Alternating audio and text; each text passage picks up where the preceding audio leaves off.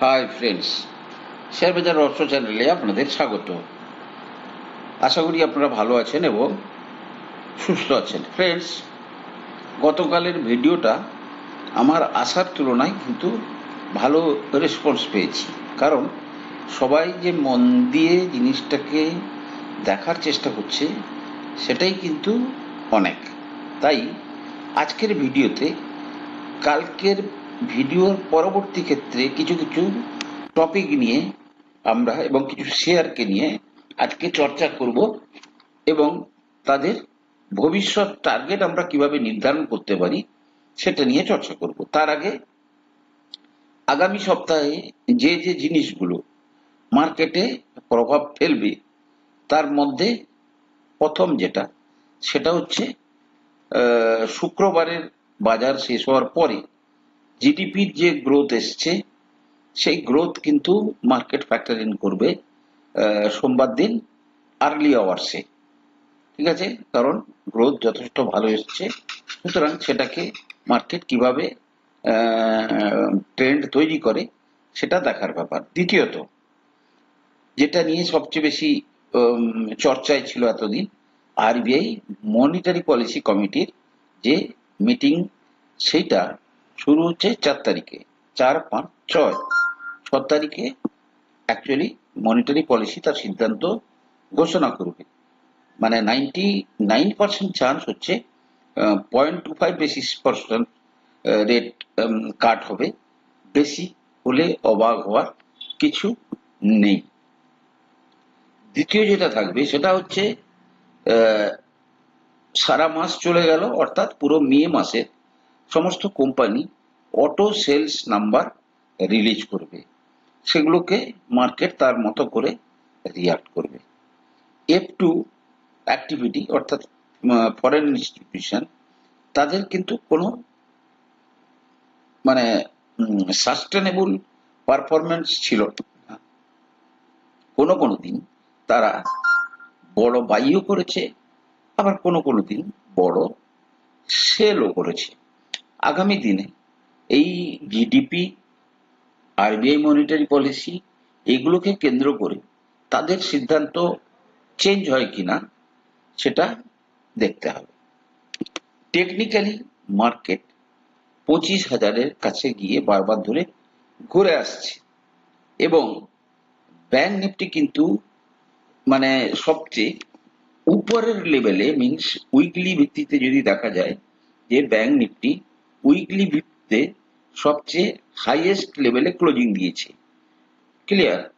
Bank Nifty যদি breakout দেয়, bank নিফটির previous যে হাই 56,000, তার উপরে যদি ব্যাংক নিফটি মুভ করে বা ব্রেকআউট দেয়, তাহলে কিন্তু সে নিফটিকেও উপরে টেনে নিয়ে যাওয়ার ক্ষমতা রাখে।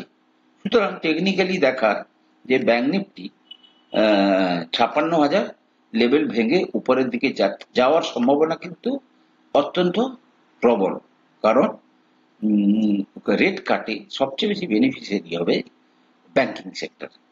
ঠিক আছে, সুতরাং ব্যাংক নিফটিতে ব্রেকআউট যদি আসে অবাক হবেন। নেক্সট যেটা হচ্ছে গ্লোবাল মার্কেট। গ্লোবাল মার্কেট টোটালটাই কিন্তু ডিপেন্ড করছে ট্রাম্পের যে সমস্ত অ্যাক্টিভিটি তার উপর। হঠাৎ আবার দেখা যাচ্ছে যে স্টিল সেক্টরের উপর 50% ট্যারিফ লাগাচ্ছে ডোনাল্ড ট্রাম্প। সেটাকে নিয়ে আবার ইউরোপিয়ান মানে ইউনিয়ন বলেছে তারাও তাহলে 50% লাগাবে। সো মানে এই এখন লেবু বেশি চিবড়াতে গিয়ে তেতো হয়ে যাচ্ছে। ক্রুড অর্থাৎ পেট্রোল প্রাইস, যে আপনারা ভালো করেই জানেন আমরা 80% পেট্রোল বাইরে থেকে নিয়ে আসি। তাই ক্রুড যত 60, 61, 62 লেভেলে স্টেবল থাকবে সেটা আমাদের জন্য খুবই ভালো। ক্রুড কিন্তু সেই লেভেলেই কিন্তু ঘোরাঘুরি করছে। আর ইন্ডিয়ান রুপি যতটা স্ট্রং হয়েছিল তার তুলনায় কিছুটা উইক হয়ে 85.5 এর কাছাকাছি ঘোরাঘুরি করছে। Means not good, not bad. Clear? কারণ আমাদের যে ফরেক্স রিজার্ভ সেটাও যথেষ্ট পরিমাণে বৃদ্ধি পেয়েছে। একটা রেজাল্ট নিয়ে একটু ডিসকাশন করি।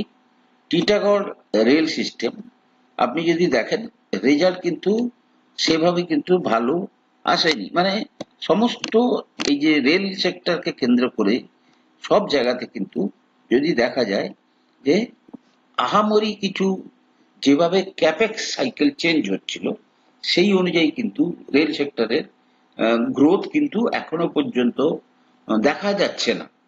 কারণ কি এদেরকে তো প্রচুর প্রচুর অর্ডার দেওয়া হয়েছে, কিন্তু সেটা এখনো পর্যন্ত ফান্ডামেন্টালি কিন্তু বাস্তবায়ন হচ্ছে না।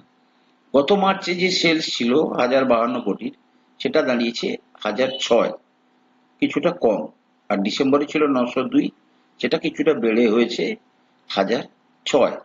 মার্জিন গত মার্চে ছিল 11%, কমে গিয়ে দাঁড়িয়েছে 9%।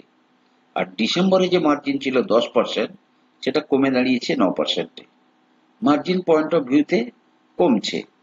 প্রফিট যদি দেখা যায় 64 কোটি প্রফিট হয়েছে, যেটা 63 কোটি ছিল ডিসেম্বরে এবং যেটা 79 কোটি ছিল গত বছর মার্চে। যাই হোক, ইয়ারলিটা দেখাটা খুব জরুরি। ইয়ারলি যদি দেখা যায় 3853 কোটি টাকার কি হয়েছে সেলস 2024-এ, 25-এ হয়েছে 3868, মানে মানে তেমন কোনো গ্রোথ নেই। আর যদি দেখেন মার্জিন 12 থেকে 11%, আর 286 কোটি টাকার সেলস যেটা হয়েছে সেটা কমে দাঁড়িয়েছে 275। কিন্তু আপনি যদি তার আরেকটা জিনিস লক্ষ্য করার আছে, আপনি যদি তার আগের 8-10 বছরের পারফরমেন্স দেখেন, প্রত্যেকটাতে কিন্তু সে নেগেটিভ ছিল। সেই রেসপেক্টে কিন্তু ধরুন -19 কোটি, মানে লস মেকিং কোম্পানি ছিল, সেই জায়গায় সে 126 কোটির প্রফিট, 286 কোটির প্রফিট, 275 কোটির প্রফিট, সেই নিরিখে কিন্তু পারফরমেন্স অনেক বেটার হয়েছে। যার ফলস্বরূপ আপনি যদি দেখেন যে শেয়ার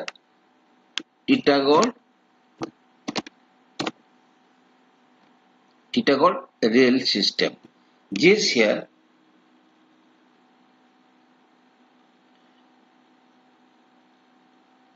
সরি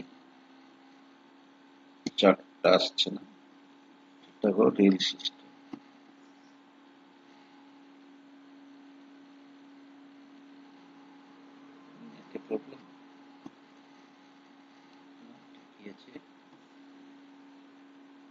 মানে কি এই শেয়ার এককালে মানে 100-200 এই সমস্ত লেভেলে কিন্তু ঘোরাঘুরি করত। আজকে যদি দেখা যায় শেয়ার অনেক উপরে। এবারে দেখুন, যেটা আমি বলতে চেয়েছিলাম যে ছোট করে দিই, আজকে যদি দেখেন আপনি যে যে শেয়ার 50-51 যখন লস তৈরি করছিল, 50-51 থেকে ঘুরতে ঘুরতে আপনি যদি দেখেন স্লোলি তার মানে ফাইন্যান্সিয়াল পারফরমেন্স বেটার হবে, অপারেটরদের কাছে আগে খবর থাকে। এবার দেখুন সেই শেয়ার ধরুন 50 কি 100 থেকে 1800, ঠিক আছে, এবং যদি আপনি দেখেন লস মেকিং থেকে সে যথেষ্ট প্রফিট মেকিং কোম্পানিতে কনভার্ট হয়েছে। তারপরে সে মোর দ্যান 50% কিন্তু কারেকশন দিয়ে দিচ্ছে। এখন সে স্টেবল প্রফিট মেকিং কোম্পানি। এবারে আগামী দিনে তার পারফরমেন্স যত যেভাবে বেটার হবে সেইভাবে সে এগোবে। ক্লিয়ার? তাহলে টিটাগড় রেল সিস্টেম ভবিষ্যতের কথা ভেবে আপনারা করবেন, ভাবনা চিন্তা করবেন। এবারে ফ্রেন্ডস আমরা কালকে আসি। কালকে আমরা যেভাবে জিনিসটাকে বোঝার চেষ্টা করেছিলাম পিই এবং ইপিএস কে কেন্দ্র করে।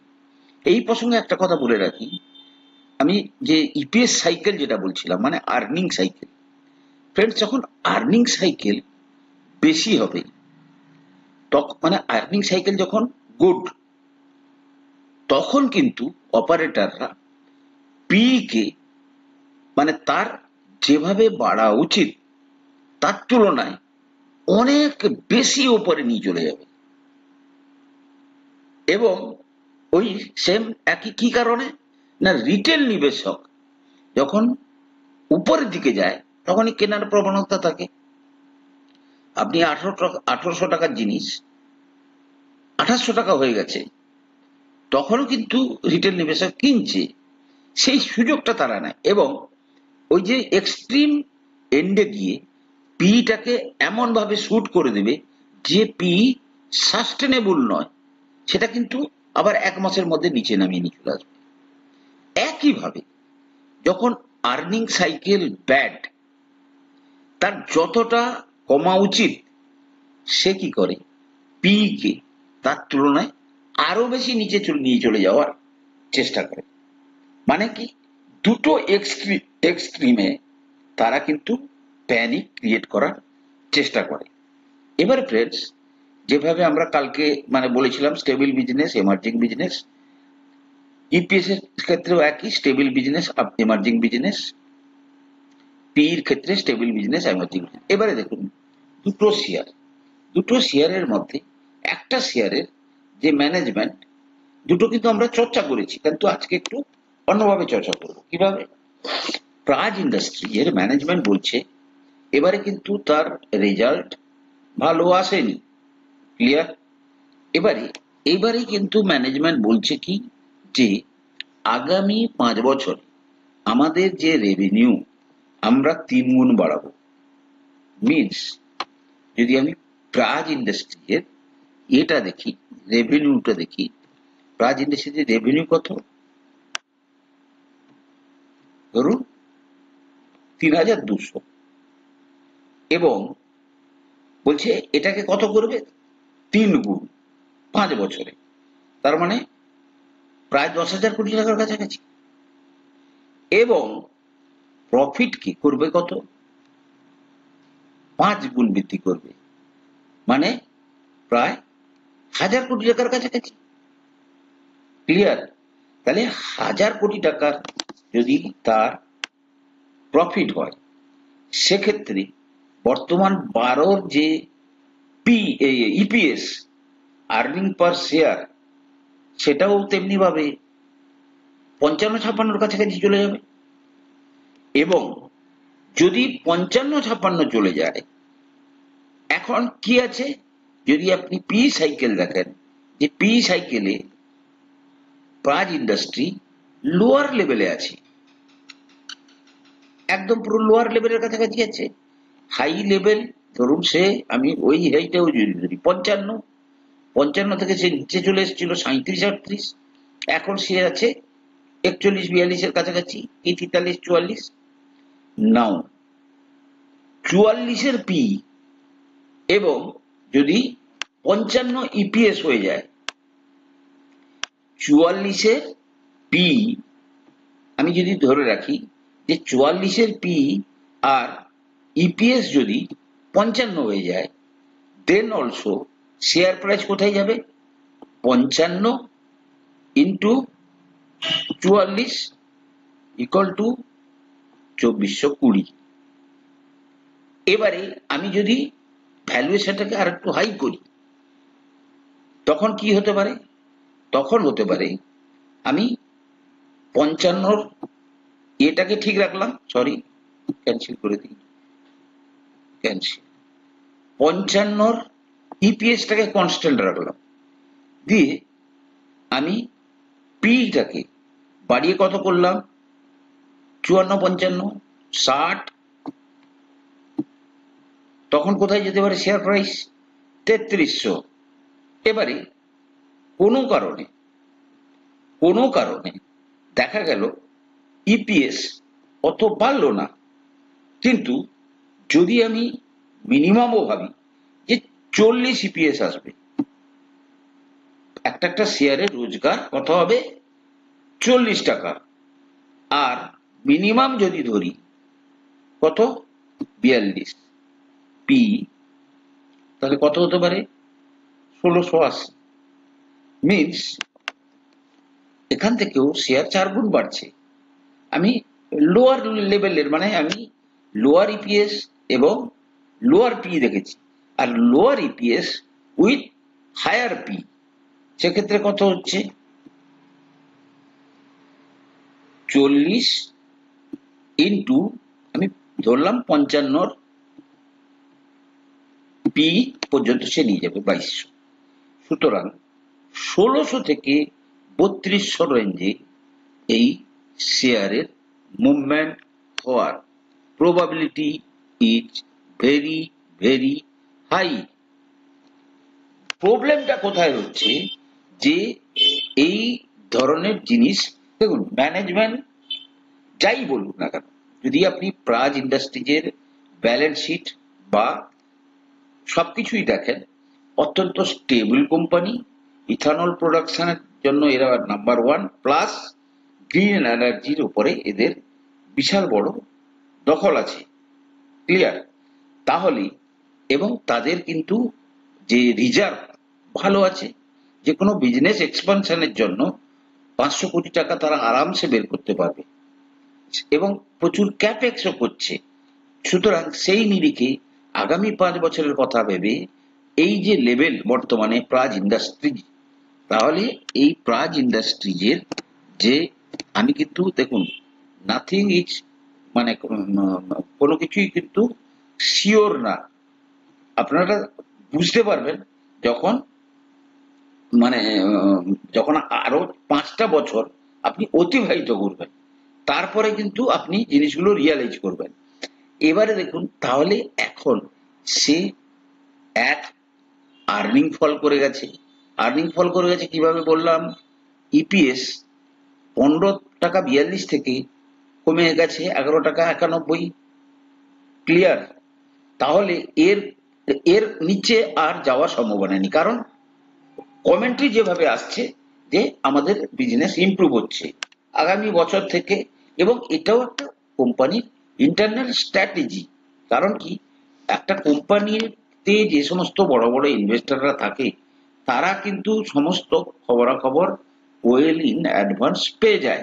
তাহলে আর্নিং পার সাইকেল একদম বটম আউট হয়ে যাচ্ছে, আর্নিং পার শেয়ারের যে মানে নেট প্রফিটের যে সাইকেল সেটা যদি বটম আউট হয়ে যায়, আর এর পরে যদি তার সেলস এবং ইপিএস সার্কেল ধীরে ধীরে বৃদ্ধি পেতে থাকে, দেন শেয়ার কিন্তু এই ধরনের মুভমেন্ট করতে করে সাধারণত। আপনারা যদি দেখেন দেখবেন বহু শেয়ারে এই ধরনের হিস্ট্রি আছে। এটা প্রাজ ইন্ডাস্ট্রি যে যেখানে তার ম্যানেজমেন্ট কিন্তু একটা কথা বলেছে, ঠিক আছে, অনেক ম্যানেজমেন্ট বলে সেগুলো বাস্তবায়িত হয়নি, কিন্তু এখানকার ম্যানেজমেন্ট বলেছে। অন্যদিকে আমরা যদি আরেকটা কি দেখবো বলেছিলাম, বিড়লা সফট। আরেকটা জিনিস বলি, যদি আপনি প্রাজ ইন্ডাস্ট্রিজের হাই দেখেন 879, মিনস সে এই ইপিএস এর মধ্যেই 15 ইপিএস এর মধ্যেই সে 15 ইপিএস এর মধ্যেই সে 800 টাকার 877 টাকার হাই দেখাতে পেরেছে। তেমনি ভাবে সে যদি 30-এর ইপিএস এ যায় সে কিন্তু 1600 টাকার হাই দেখাতে পারে। মানে আমি আপনাকে এই লজিকে বোঝাতে চাইছি, কথাটা কি বললাম, হয়তো সে 1600-তে গিয়ে আবার সে নিচে চলে আসবে 1000-এ, কিন্তু মার্কেট বিহেভিয়ারটাই এরকম, বোঝাতে পারলাম? অন্যদিকে আমি যদি বলি বিড়লা সফট, বিড়লা সফটের যদি বলি, দেখুন বিড়লা সফট আমি অনেকগুলো সাইকেল দেখেছি। ফার্স্ট আমি যদি যাই দুটো ফন্টে দেখুন, ফার্স্ট আমি দেখবো ইপিএস। ইপিএস দেখুন 22.61 থেকে কমে কোথায় চলে এসছে 18.60। আমি এটা বলছি না যে বিড়লা সফটের ম্যানেজমেন্ট কিছু বলেছে, কিন্তু দেখুন এই সফটওয়্যার সেক্টরে অনেক চেঞ্জ আসছে, আর্টিফিশিয়াল ইন্টেলিজেন্স সবকিছুকে ডিসকাউন্ট করার পরেও Birla group as a group একটা বড় গ্রুপ, সমস্ত তার গ্রুপের যে বিজনেস গুলো ও বিড়লা সফট পায়, ক্লিয়ার? এবারে মেন জিনিস যেটা হচ্ছে, সে যখন 22 টাকা 61 পয়সা আর্নিং পার শেয়ার ছিল, তখন 22 টাকা 61 থেকে আজকে 18 টাকা 60 চলে এসছে। তাহলে 22 টাকা 61 যখন তার এক একটা শেয়ারের আর্নিং ছিল, সেই অবস্থায় সে কত হাই দেখিয়েছে? যদি দেখা যায় সে হাই দেখিয়েছে বিড়লা সফটে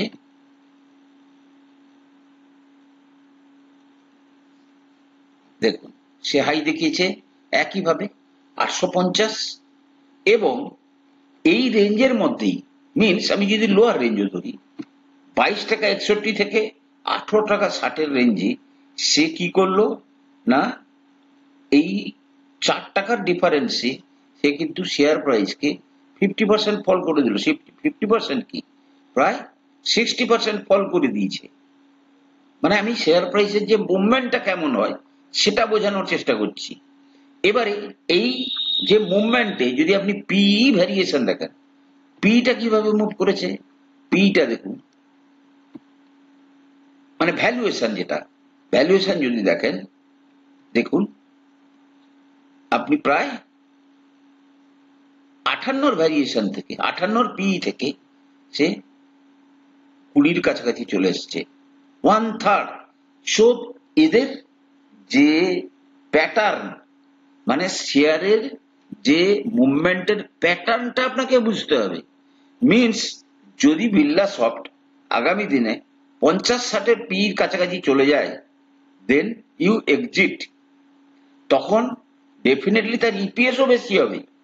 কিন্তু আমি 50-60 তো দূরের কথা, যদি এই লেভেল থেকে, কারণ কি প্রথম কি হবে, প্রথমে ইপিএস অল্প অল্প বাড়তে থাকবে, তখন পি কিন্তু অল্প অল্প বাড়তে থাকবে, ঠিক আছে।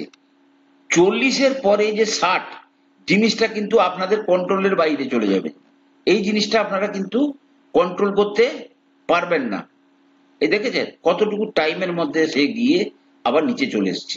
সো এইটা হচ্ছে অত্যন্ত এক্সপার্টাইজ ছাড়া করতে পারবেন না। তাহলে আমি যদি এর ক্ষেত্রে যদি আমি ভাবি যে আগামী দিনে যদি এই বিড়লা সফটের যে ইপিএস, যেভাবে তার ইপিএস এর বৃদ্ধির ট্রেন্ড দেখা যাচ্ছে, তাতে আগামী দিনে তার যে বর্তমান ইপিএস, আমি আগামী 5 বছরেও যদি কি আমি যদি ধরি যে সে ডবল হয়ে যাবে, ডবল 5 বছর 20-তে যদি দেখেন 8 ছিল, সেক্ষেত্রে 8 থেকে 22 হয়েছে, মাঝে 22 হয়েছে, আবার নিচে 18 টাকা 60 পর্যন্ত এসছে। সফটওয়্যার সেক্টরে কিন্তু এই ধরনের অ্যাক্টিভিটি গুলো থাকে। দেখুন কোনো জিনিসের কোনো গ্যারেন্টি নেই, আমি জাস্ট স্টাডি পারপাসে আপনাদের বোঝানোর জন্য এক একটা জিনিসের মানে বোঝানোর চেষ্টা করছি। সেক্ষেত্রে যদি তার পি কত দেখলাম 60 থেকে 20, যদি 36 হয়ে যায় ইপিএস, 36 যদি ইপিএস হয়ে যায়, সেক্ষেত্রে সেক্ষেত্রে আপনার 36 যদি ইপিএস হয়ে যায়, বেশি কম যাই হোক হতে পারে, ইন্টু 40 কত হচ্ছে 1440। সে 1440 কিন্তু পিক করে দিতে পারে। আমি 40-এর পি ধরেছি, আমি কিন্তু 50-60-এ যাইনি। আবার যদি এটা কমে থাকে তখন কি হবে না, ধরুন আমি যদি 20 ধরছি খুব খারাপ কন্ডিশনে, তাহলে 36 ইন্টু 20 720। সো যে রেঞ্জটা দেখা যায়, আপনাদেরকে মেনলি পি এবং ইপিএস এর উপর নজর রাখতে হবে। এবারে আপনাদের কিছু কিছু প্রশ্ন আছে। প্রশ্নটা হচ্ছে কি যে আমরা কি পারবো মিউচুয়াল ফান্ডের তুলনায় এই ধরনের রিটার্নটা পেতে? এই ধরনের রিটার্ন কি আমরা মিউচুয়াল ফান্ডকে বিট করে নিজেরা কি করতে পারবো? অবশ্যই পারবেন, প্রোভাইডেড আপনাদেরকে কিন্তু টাইম দিতে হবে। ধরুন আজকে আমি যে জিনিসগুলোকে বলছি, এই জিনিসগুলো আপনারা আমার কাছ থেকে শুনছেন, কিন্তু জিনিসগুলোকে ঘাঁটতে ঘাঁটতে ধরুন প্রতিদিন আমার 16-17 ঘন্টা এর পেছনে টাইম যায়। আমি চার্ট দেখছি, বারবার ধরে দেখছি, কোনো একটা ডাউট পড়লে আমি সঙ্গে সঙ্গে ল্যাপটপে কোয়ারি দিয়ে, কোনোটা ভুলে গেছি হয়তো, আমি সঙ্গে সঙ্গে সেটাকে দেখার চেষ্টা করছি। আপনাকে মূল ফান্ডাটা যদি আপনার ক্লিয়ার থাকে, এবারে কেন বলা হয় যে আপনি লং টার্ম ইনভেস্টার হয়ে থাকুন। আপনি লং টার্ম ইনভেস্টার হয়ে থাকলে আপনার কি হচ্ছে কি, আপনি যদি কিছুই ভাবতে চান না, তাহলেও আপনি দেখবেন যে আপনি 81 টাকা থেকে এই লেভেলেও দেখেছেন 841, 10 গুণ হয়েছে, আবার 5 গুণ হয়েছে। ক বছরে? 5 বছরে। সেক্ষেত্রে আপনি কোনোভাবেই আপনি যে এই তো 5 বছরে দেখুন 5 গুণ হয়েছে, আবার 10 গুণ হয়েছে। তো আপনি কোনটা নেবেন? যখন আপনি 5 গুণ কিংবা 10 গুণের প্রফিটে থাকবেন, তখন কিন্তু আপনি 10 গুণেও প্রফিট বুকিং করে পয়সা বের করতে পারেন, 8এও করতে পারেন। তাহলে এখানে যারা করছে তারা কিন্তু সেই সমস্ত প্লেয়াররা, তাদের কিন্তু অনেক আগে মাল ধরা আছে। আর রিটেল নিবেশক তো এই সমস্ত জায়গায় করছে, সেটা অন্য জিনিস, সেটা ধর্তব্যের মধ্যে নয়। তো ফ্রেন্ডস, এইভাবে কিন্তু প্রত্যেকটা শেয়ারকে পিন পয়েন্ট করার চেষ্টা করুন। আর আমাদের যে ওভারঅল অর্থনীতির মধ্যে একটা কিন্তু বুম আসতে চলেছে। যে ম্যাক্রো ফ্যাক্টর গুলোকে আমরা বর্তমান এই 2025-26 অর্থবর্ষে শুরু করেছি, যেমন ধরুন এই যে ট্যাক্স কাট 12 লক্ষ টাকা, এটা কিন্তু একটা বড় এফেক্ট আসবে কনজামশনের ক্ষেত্রে, সমস্ত টাইপের কনজামশন। তারপরে একটা রেট কাট সাইকেল কিন্তু সবে শুরু হচ্ছে, মানে অ্যাটলিস্ট আগামী 2 বছর ধরে এই সাইকেল চলতে থাকবে। আরো অন্যান্য যে সমস্ত অ্যাক্টিভিটি গুলো আছে, প্লাস জিডিপি আমাদের হঠাৎ করে ধরুন 7.4% চলে এসছে, এগুলো যদি ধরে রাখা যায়, আমরা কিন্তু আগামী দিনে বড় একটা বুল মার্কেট দেখতে চলেছি। যেমন আমি এর আগেও একবার বলেছিলাম যে আপনি আগামী 5 বছরে মার্কেটের যে নিফটি, সেটাকে 50 থেকে 60,000-এর কাছাকাছি দেখতে পারেন, আবার 35-এর দিকে 1 লাখের কাছাকাছিও দেখতে পারেন। তো যদি আপনার মধ্যে সেই পাওয়ার থাকে যে ইয়েস, আমি 2035 পর্যন্ত আমি ইনভেস্টই করে যাব, দেন আপনি দেখবেন আপনার পোর্টফোলিও আপনাকে খুব ভালো রিটার্ন দিতে পারে। ফ্রেন্ডস, আমি কোনো সেবি রেজিস্টার্ড অ্যানালিস্ট নই। কোনো শেয়ারে কেনা বা বিক্রির জন্য আপনারা কিন্তু আপনাদের ফাইন্যান্সিয়াল অ্যাডভাইজারের পরামর্শ নিয়েই কিন্তু শেয়ারে কেনা বা বিক্রির সিদ্ধান্ত নেবেন। আমি এই ভিডিওতে যা বললাম সবই কিন্তু কেবলমাত্র এডুকেশন পারপাসের জন্যই, যাতে আপনাদের বুঝতে সুবিধা হয়। ভালো থাকুন, সুস্থ থাকুন। ভিডিওটা ভালো লাগলে লাইক করুন, শেয়ার করুন এবং কমেন্ট করুন। কথা হবে পরের এপিসোডে।